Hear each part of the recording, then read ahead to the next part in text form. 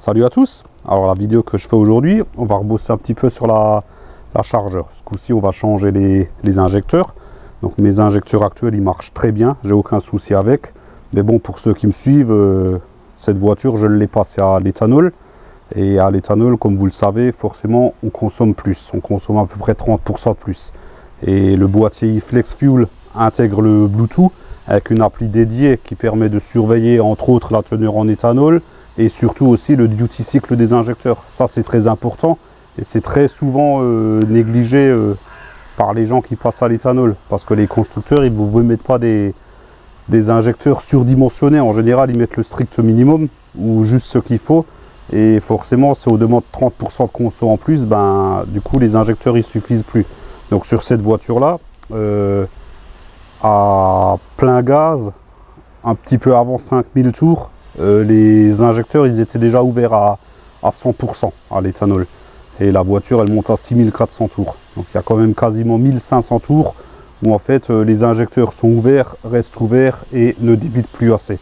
D'où l'intérêt de les changer. Donc là, pour les changer, il faudra bien sûr les démonter, mettre les neufs. Mais ça ne s'arrête pas à ça. Il faudra bien sûr aussi programmer le PSM et écrire dedans les nouvelles tables d'injection des nouveaux injecteurs. Donc ça, je ne vais pas le faire ici. Je ne sais pas le faire. J'ai essayé de comprendre. C'est au-dessus de mes limites. Je préfère démonter un moteur. C'est plus facile. Enfin bref, c'est de l'électronique. Donc ça, je vais le faire chez un ami, David. Donc là, il habite à plus de 200 bornes. Donc là, on va prendre la voiture. On va y aller ensemble. Je vais changer les injecteurs sur place et lui, pendant ce temps, il s'occupera de me refaire la cartographie. Ça ne sera pas une mince affaire parce que les injecteurs que moi j'ai achetés, ce sont des injecteurs d'occasion, mais de L4. C'est-à-dire c'est des injecteurs qui sont montés de série sur une voiture. Et les constructeurs, en général, ils sont très avares d'informations. Donc on trouve très peu d'informations sur les injecteurs. Donc à savoir, si vous achetez des injecteurs neufs d'une marque quelconque que vous pouvez monter derrière, souvent ils vous fournissent les tables d'injection à rentrer dans le PCM. Là, nous on n'a rien, donc on va vraiment partir de zéro.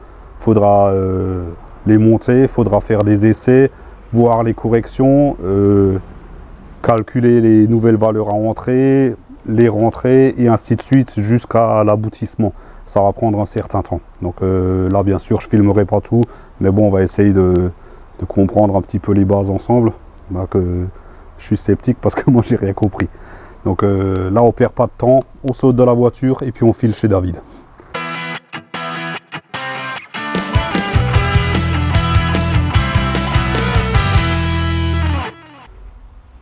Donc avant de partir pour aller chez mon pote changer les injecteurs, on va déjà voir ensemble vite fait comment ça se passe, puisque une fois que je serai là-bas, comme vous le savez, tourner des vidéos, tout ça prend du temps. Donc j'aime mieux vous donner les explications tout de suite, et au moins quand je serai là-bas, on pourra le faire tranquillement sans que je sois obligé de m'arrêter pour donner des éventuelles explications. Bon, bien sûr, je filmerai l'intervention, mais au moins vous avez plus gros des explications ici. Et si jamais, pendant qu'on fait, il y a un truc spécifique, de toute façon, je vous en ferai part, ça, il n'y a pas de souci. Donc les injecteurs sur ce moteur, ils sont très faciles à localiser, puisqu'ils sont au-dessus. Donc on enlève le cache moteur, tiens, je vais le mettre par terre. On enlève cette petite protection en mousse, et on a notre rampe d'injection qui court là tout le long. Au cas où, je vous mettrai une vidéo en haut quelque part sur le montage de mon kit éthanol, où j'explique comment brancher le boîtier éthanol, et on localise également les injecteurs. Donc les injecteurs se trouvent en dessous, c'est au nombre de 4 par côté, et bah, ma foi, ils sont juste à débrancher. Et pour démonter la rampe d'injection, on a, je suis en train de regarder en même temps puisque j'ai jamais fait attention, en fait on a 2 vis ici.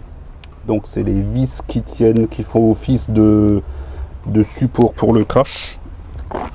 Hop, puisque le cache avec ces 2 caoutchoucs donc vient s'emboîter sur ces 2 tétons. Et donc c'est ces 2 vis là, il y a, je ne sais même pas si on voit, hop, je vais quand même vous montrer de plus près. Voilà. Il y a là une empreinte pour une clé ici et l'autre là. Le connecteur de carburant, c'est un connecteur rapide, hein, donc juste à presser, à tirer. Et pour défaire ça, à vue d'œil, je dirais c'est du 14 ou du 15. Donc bien sûr, impérativement, une douille longue. Donc ça sera une opération relativement facile pour changer ces injecteurs. Puisque juste les connecteurs à enlever, les deux vis là, on tire la rampe dehors. Et après, je vous montrerai pour déboîter les injecteurs de la rampe. Ça, c'est pas compliqué, c'est un petit système de clip. Hop, on va remonter ça, puisque moi, j'aurai de la route à faire. Là, il part acquis de conscience. On va quand même vérifier de l'autre côté. Je vous tourne un peu, comme ça, c'est parfait. Si c'est pareil, pas que d'un coup, on a des surprises. Ça peut arriver. Donc là, on a notre cache, la petite isolation, notre rampe d'injection, les 4 injecteurs. Bon, ça on avait vu au montage du kit Flex Fuel. Et pareil, la rampe tient donc avec les deux vis qui font office de téton. Et pareil, ça doit être du 14-15. Donc vraiment rien de compliqué. Voilà, donc là, comme ça, quand on sera sur place, on pourra attaquer le démontage de suite sans perdre trop de temps, puisque moi j'ai un petit peu de route à faire pour y aller, un petit peu de route pour rentrer. Ça fait loin, mais bon, voilà, c'est un pote, donc forcément c'est pas le même prix que si je vais chez un spécialiste de la reprog, hein, vous vous en doutez bien. Voilà. Bon ben il n'y a plus qu'à, moi je m'en vais faire la route et puis on se retrouve d'ici quelques heures pour démonter et remplacer ces injecteurs, suivi par l'encodage des nouvelles tables d'injection dans le calculateur moteur. Je viens juste de penser à un truc que je vais aussi faire vite fait et qui fera gagner du temps. Hop, on vire tout ça.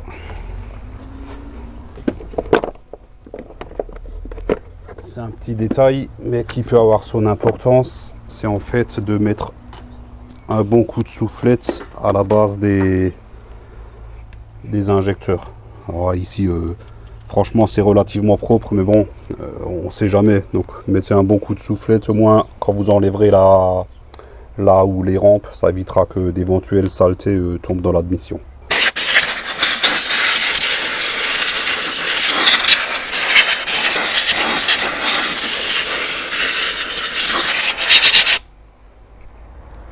Si vous n'avez pas de soufflette, un coup de pinceau, ça fera l'affaire aussi.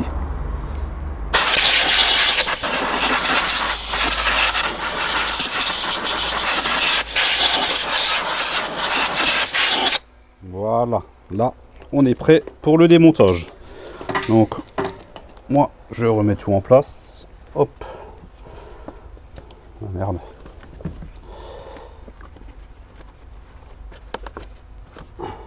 Voilà.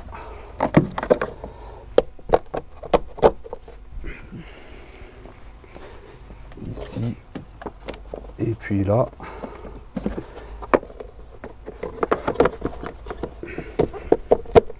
Et là, c'est parti pour la route. À tout à l'heure. Bon, là je suis arrivé. Donc mon pote, il a déjà fait la lecture de la cartographie. Et là, il est derrière, il est en train de la modifier. Et moi, en attendant, je vais remplacer les injecteurs.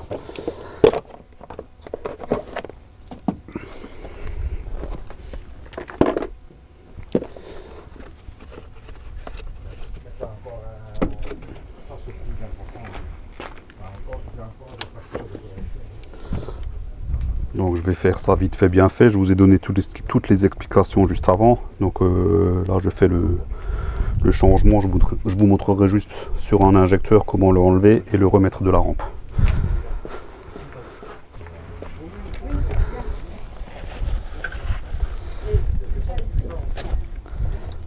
Hop, faire attention en débranchant le tuyau. Comme vous avez vu, il y avait un petit reste de pression dedans encore. Bon, rien de méchant, hein.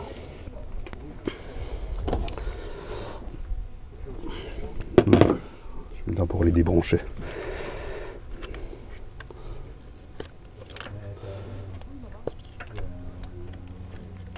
Voilà. Pareil de l'autre côté.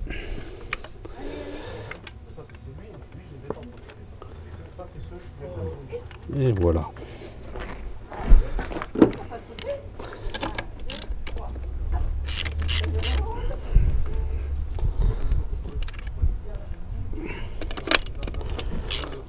C'est vraiment pas serré fort, hein.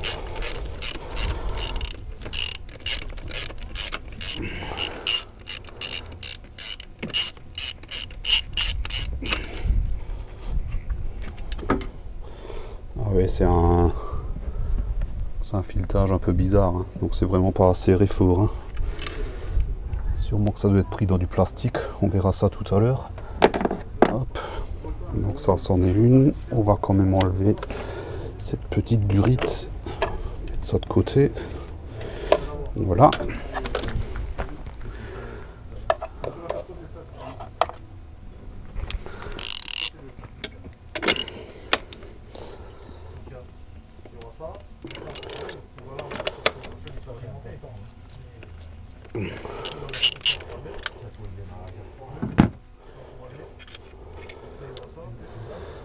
Voilà. Et là, les rampes sont libérées, donc il ne reste plus qu'à les sortir. Ça, il faut tirer dessus puisque les injecteurs sont emboîtés. Alors souvent, c'est assez... c'est possible que c'est coincé un petit peu. Voilà. Voilà.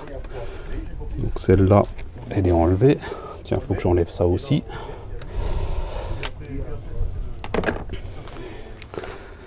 Et pareil de ce côté-là.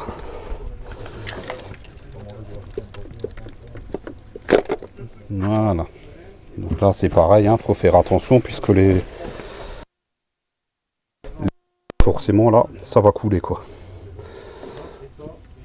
Donc je vais les sortir et je vais les vider dans un récipient sur le côté. Voilà. Donc là, elle est entièrement vide. Hop.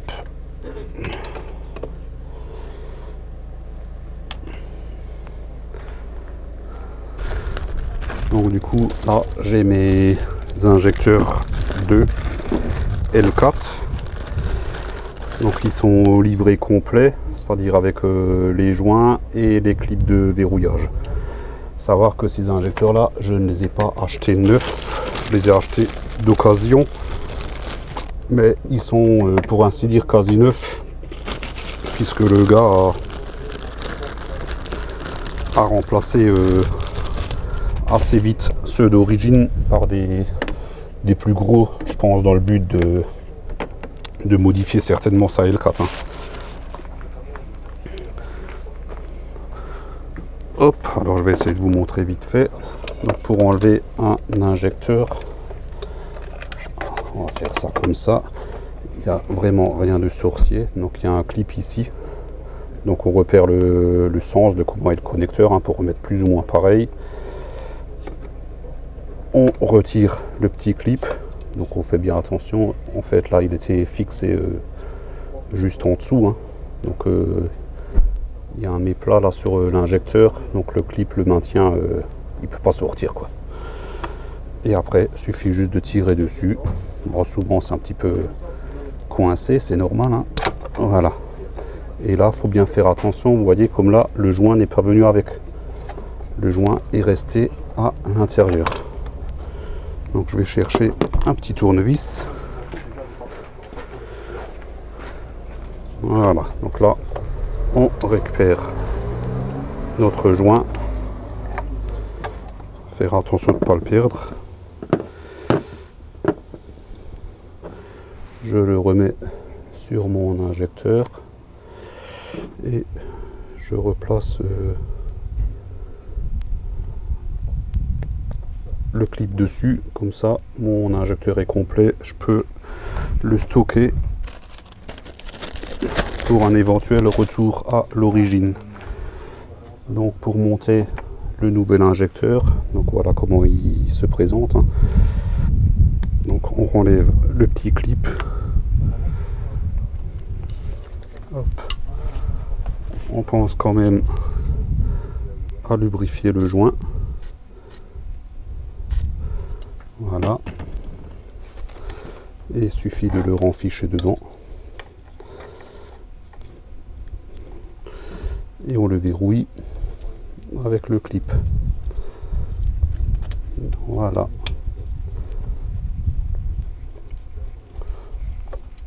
Donc là c'est mal fait.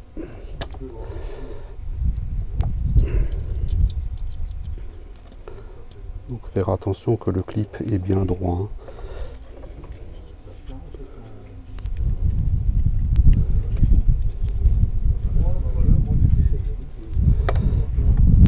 Voilà.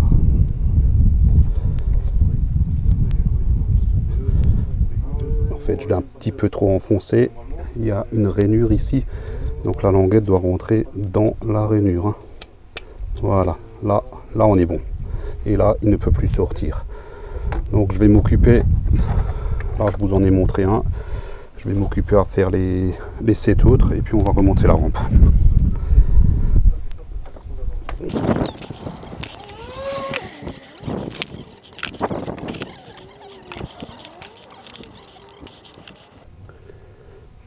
Donc là, je vous montre quand même faire attention. Sur celui-là, je vois qu'il n'y a plus le joint. Donc sûrement que le joint, il est resté à l'intérieur. Je contrôlerai après, mais ça c'est à faire attention bien sûr. Voilà.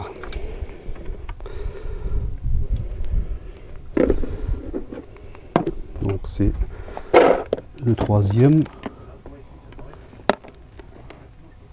Ah, le joint il est tombé là à côté. Hop, je l'ai. Voilà.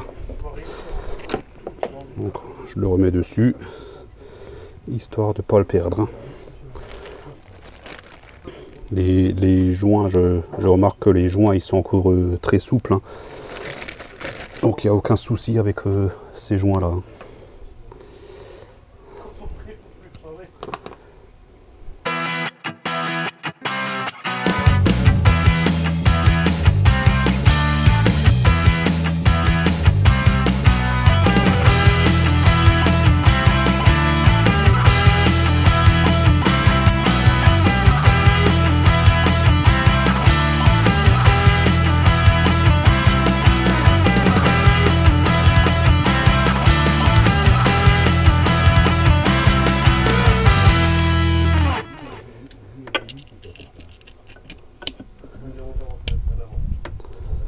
Voilà, donc là on a remplacé tous les injecteurs. Allez hop, donc je reprends ici. Donc comme je vous l'ai expliqué, tous les injecteurs sont en place. Donc maintenant je vais m'amuser à, je vous montre ici comme ça vous le voyez. Tout le reste ça sera hors champ mais c'est pas grave. Il y a les joints bas, donc pareil à lubrifier avant de les mettre en place.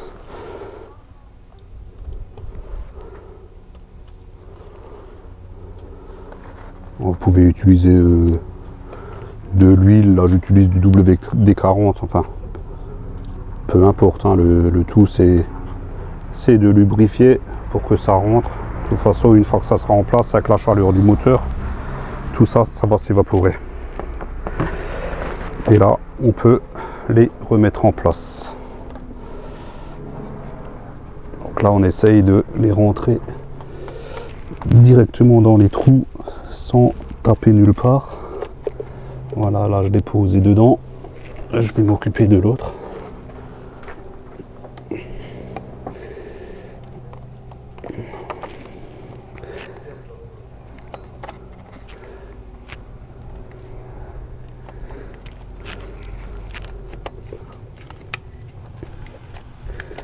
Voilà, donc là elle est en place et suffit juste de la pousser à l'intérieur. Et ça, pareil, c'est assez rock'n'roll. Et là, du fait qu'on a lubrifié, c'est bienvenu. On remet les petits tétons.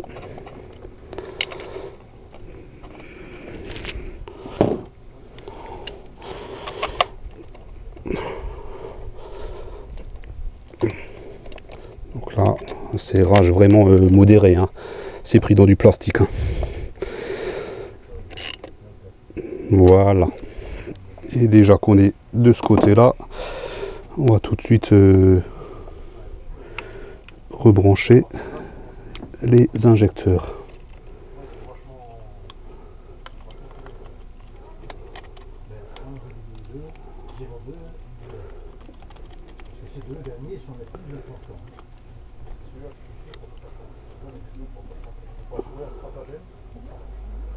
Voilà. On va faire pareil de l'autre côté. Donc là, elle est déjà en place, donc il suffit juste de l'enfoncer. Voilà, pareil, c'est bienvenu. On remet les petits vis.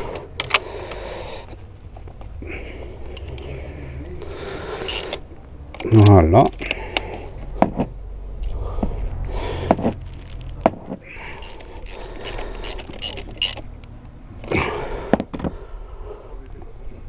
On rebranche les connecteurs.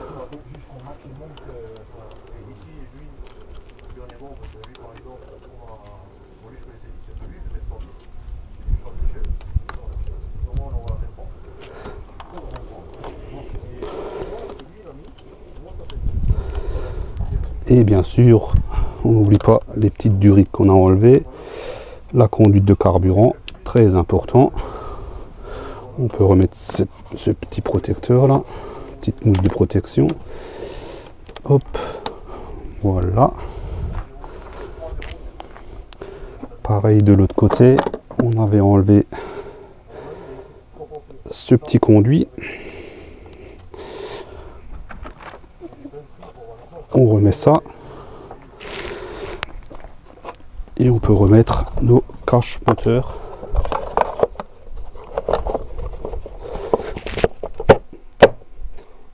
Et de 1. Et de 2.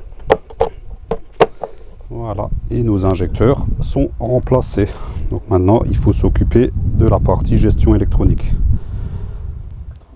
Hop, donc là on est sur la partie PC, donc avec David qui est en train de modifier toute la carto, donc il a déjà fait la lecture de la carto. Alors ne me demandez pas d'expliquer, pour moi c'est clairement du chinois, j'y comprends rien du tout. Tout ce que je sais c'est qu'il a extrait la carto, et là il est en train de calculer ou de mettre en place les... Comment ça s'appelle, les nouvelles tables d'injection, ça doit s'appeler comme ça, voilà. Je suis en train de calculer je suis en train de dire en fait au calculateur, en fonction du nombre de millisecondes, combien de grammes de carburant vont dans le moteur. Voilà, vous avez tout compris. Donc il calcule, il calcule, voilà. Donc on va le laisser bosser parce que mine de rien, ça doit quand même être assez compliqué. Puis on reviendra après pour l'écriture de tout ça dans le TCM. Donc là, pendant que notre ami David peaufine sa cartographie, j'ai bien compris qu'il fallait pas l'embêter puisque il doit tout recalculer. On va remettre le contact, histoire de rétablir la pression dans la rampe puisqu'elle est entièrement vide, et puis il m'a même dit que je pouvais démarrer. Donc pour voir, techniquement elle devrait tourner comme une patate le temps que le calculateur fasse les rectifications. Peut-être qu'elle va pas démarrer, ou peut-être qu'elle va tourner mal, ou je sais pas, on verra. Voilà, donc là j'ai mis le contact, je vais le couper, je vais le remettre une deuxième fois, et puis on va voir si ça démarre, hein.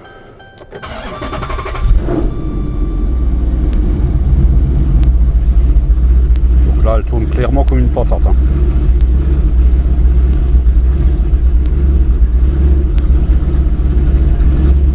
Mais normalement, au bout de quelques secondes, elle devrait rectifier le tir.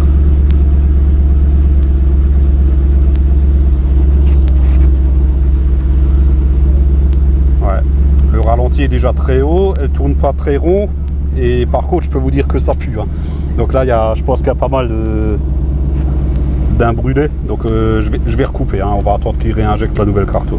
Mais bon, au moins ça démarre, on sait déjà que les injecteurs là ils fonctionnent bien, quoi. Allez hop, on se retrouve tout à l'heure. Dans la maison. Donc là, on est de nouveau sur le PC de David, donc il était en train de m'expliquer quelque chose. Vas-y, réexplique ce que tu es en train de faire. Alors, en fait, c'est pas compliqué. Là, on est sur le TCM, donc le calculateur de boîte auto. Donc, le but du jeu, là, c'est de permettre à la voiture de sortir vraiment le couple qu'elle a. On peut voir qu'il y a des brides de couple. Ici, on a le maximum, donc 600 Nm, sachant que la voiture de Tintin sort 660, d'après son ancien passage au banc, donc ça veut dire qu'il n'a pas tout son couple disponible. Donc là, on va changer, on va par exemple mettre 800, parce que 800 Nm, Il y a de la marge. il y a de la marge. Pour y arriver, il faut du matériel. Ouais. Et ici, après, on va y changer toutes les brides de couple ici. Ici, on voit qu'on est bridé. Là, bon, on a 760 Nm, normalement, ça passe. Mais la boîte va quand même... comment dire ça, ralentir, brider le moteur, malgré le fait que la bride de couple soit au-dessus de ce que le couple moteur donne. Donc on va mettre comme sur les autres rapports, c'est-à-dire 5000 Nm, donc ça veut dire pas de bride. Là, il y a énormément de marge. Là, je peux faire un dragster, là.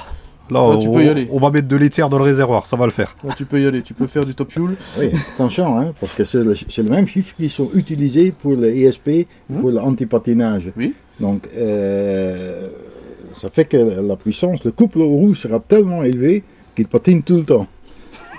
Ouais, voilà, on va cramer du pneu. Voilà. Donc, tu essayes, hein, tu roules avec, tu verras. Et voilà, la boîte est débridée. Ouais. Après, il y a ça, c'est en automatique, et puis... Comme vous voyez, il y a en manuel, tout est déjà débridé. Tout est déjà débridé. Il y a même des brides sur la boîte de vitesse. Ah, hein. oui. L'électronique, c'est hallucinant. Après, sur la boîte de vitesse, on a des réductions de couple de partout. Bon, là, c'est pour protéger, on va dire, les embrayages de la boîte de vitesse pour éviter de les tuer, aussi bien au niveau du passage du rapport supérieur que du rapport inférieur.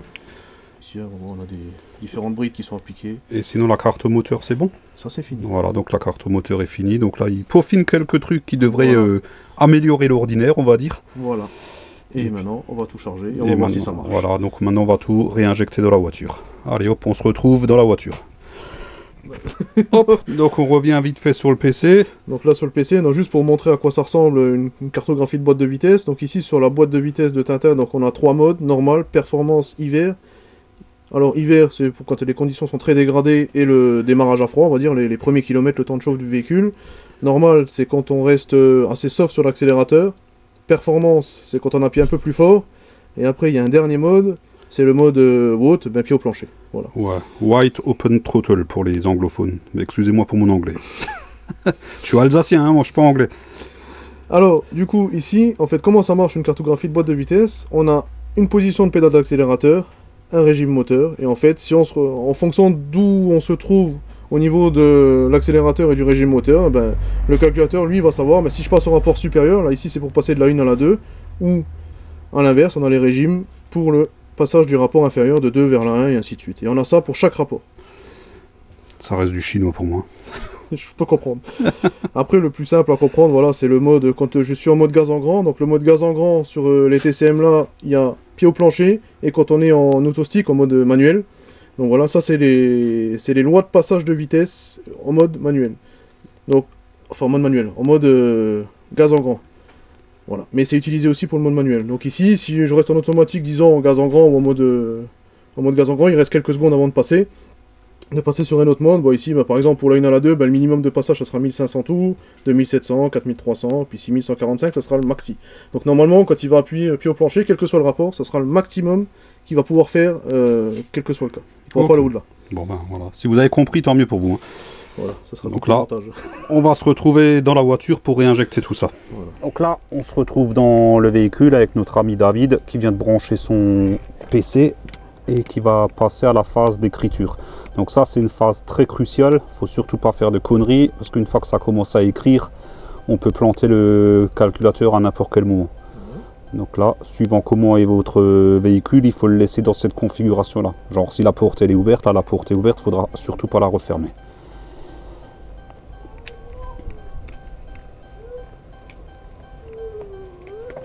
Bonjour.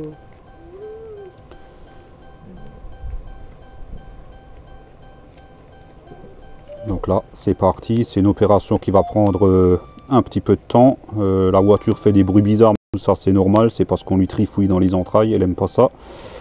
Donc là, je vais couper. Puis on reviendra quand ça sera écrit.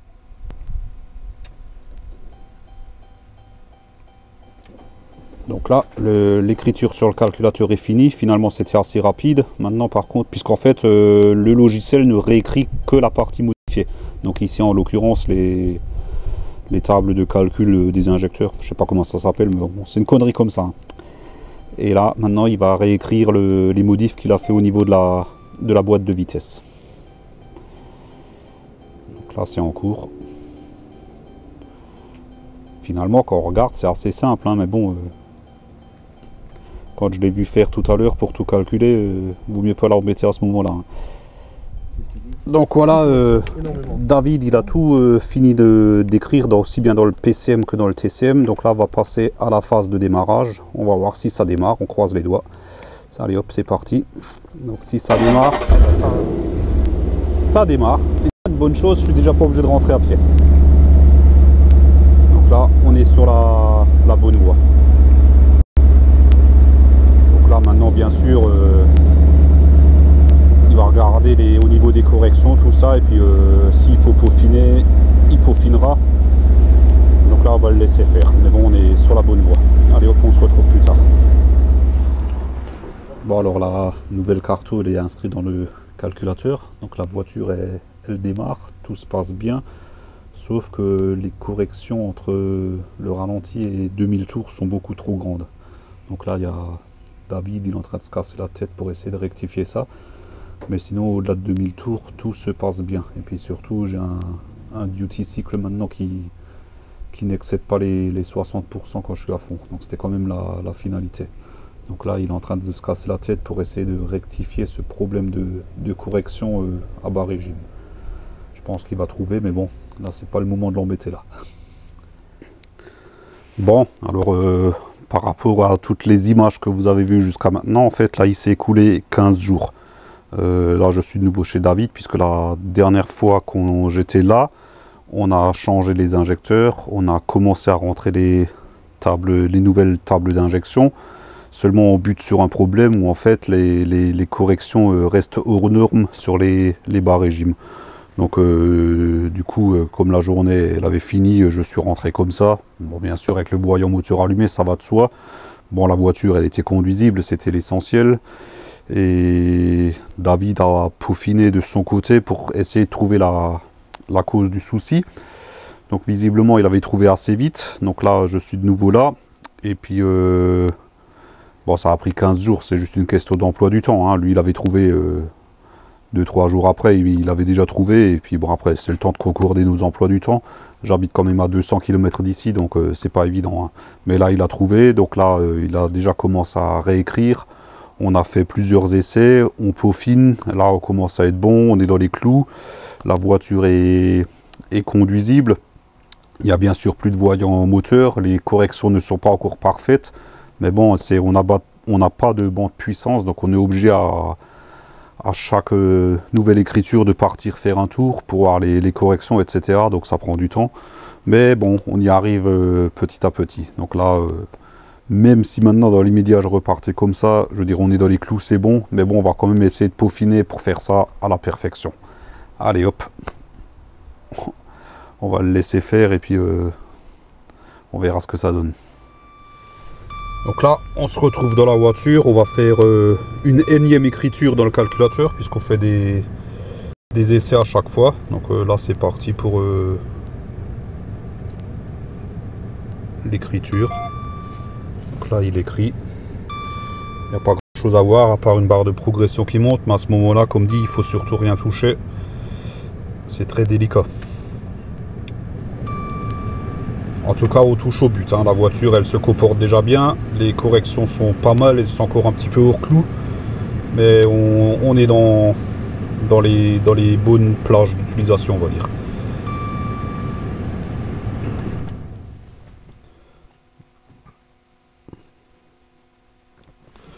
Voilà, là il a fini d'écrire, donc on va partir faire un essai. Ça, je peux pas le filmer.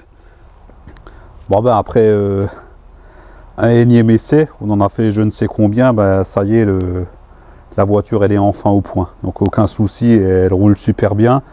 Les corrections sont dans les clous, donc elle démarre au quart de tour. Plus de voyant moteur bien sûr, donc là elle est vraiment 100% à l'état. Il me reste une dernière chose à faire, c'est quand même vérifier la pression de la pompe à essence. Donc là c'est pareil, hein, il y a comme toujours encore 30% de conso en plus, donc les injecteurs doivent suivre, mais la pompe à essence doit suivre aussi. Donc ça, je le filmerai pas, hein, ça sera un petit test rapide, juste en branchant un contrôleur de pression, hein. Donc aucun souci avec ça. Donc je tiens quand même à remercier énormément David pour le travail qu'il a fait, parce qu'il y a passé beaucoup de temps. Ça a quand même pris 2 grosses après-midi, enfin 2 bonnes après-midi, ouais, donc on va dire une bonne journée en tout. On est parti de rien, enfin il est parti de rien, il y est arrivé haut la main, et puis les brides de couple qui m'a fait sauter en première et en deuxième, et franchement c'est le jour et la nuit, hein. Bon, c'est 10% de couple en plus, c'est pas négligeable, hein. Donc là quand j'accélère, franchement on sent la différence. Il faudra que je refasse un 0 à 100 pour voir le gain, mais rien que le ressenti c'est déjà impressionnant. Au niveau des injecteurs maintenant à plein gaz ou rupteur, donc vers les 6500 tours, je flirte à peine les 70%, donc c'est plus qu'acceptable, hein. Donc là les injecteurs que j'ai dedans maintenant, ils ont de la marge, parce que mine de rien, il y a encore des petites modifs qui vont venir là-dessus, mais bon, j'en dis pas plus pour l'instant. Voilà, donc c'est cette vidéo, si cette vidéo vous a plu, mettez un pouce en l'air, c'est sympa, ça me fait plaisir. N'hésitez pas à vous abonner si ce n'est toujours pas fait. Pensez à activer la petite cloche, sinon ça sert à rien. J'arrive toujours pas à parler, hein. Enfin bref, c'est pas grave. Et moi je vous dis ciao, à la prochaine. Un petit café et c'est reparti.